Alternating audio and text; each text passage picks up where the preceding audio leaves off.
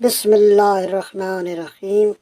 حضرت امام امیر المومنین علی ابن ابی طالب علیہ السلام سے منقول ہے کہ حضرت عیسیٰ علیہ السلام کسی شہر میں پہنچے، ایک عورت اور ایک مرد چیخ چیخ کر لڑ رہے تھے۔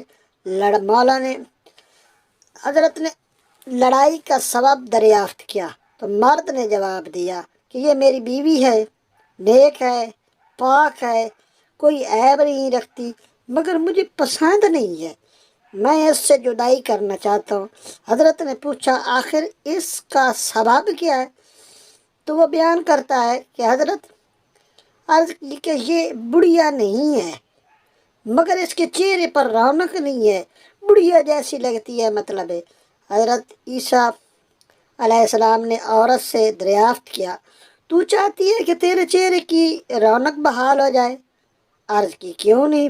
فرمایا جس وقت تو کھانا کھانے لگے پیٹ بھر کر نہ کھایا کر، کیونکہ زیادہ طعام معدے میں جوش مارتا ہے اور چہرے کی رونق بگاڑ دیتا ہے۔